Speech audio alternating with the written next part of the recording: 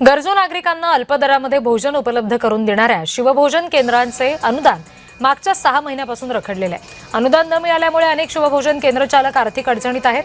त्यामुळे अनेक शिवभोजन केंद्र बंद पडण्याच्या मार्गावर आहेत। वाशिम शहरात 16 शिवभोजन केंद्र कार्यरत आहेत।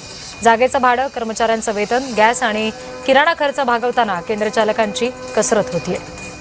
या संदर्भात शिवभोजन केंद्र चालकांशी आमचे प्रतिनिधी विशाल राऊत यांनी संवाद साधलाय, बघूयात।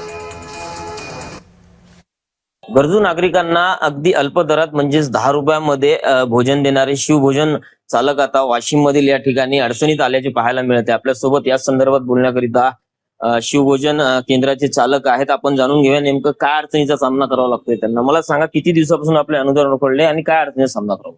गेल्या 6 ते 7 महिन्यापासून आम्हाला अनुदान न मिळाल्या कारणानं आमचं एकदम आर्थिक संकटात आम्ही सापडलेलो आहोत।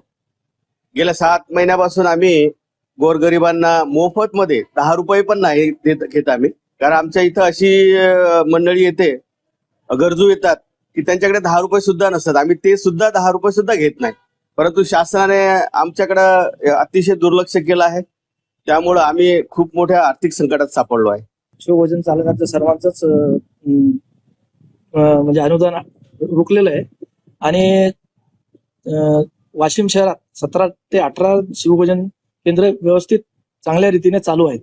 पण काय होते नेमकं, आता मजुरी आहे, त्याच्यानंतर आता सर्व भाव वाढ झालेली आहे, सिलेंडरची भाव वाढ झालेली आहे, त्याच्यानंतर भाडे आहेत, सर्व गोष्टी आम्हाला करता वेळेस अडचणी येतो। सगळ्या पैशाच्या अडचणी आहेत, आर्थिक अडचण कुठेही भागू शकत नाही आम्ही। याबाबत नाजीर शेखसह मी विशाल राऊत, जय महाराष्ट्र न्यूज, वाशिम।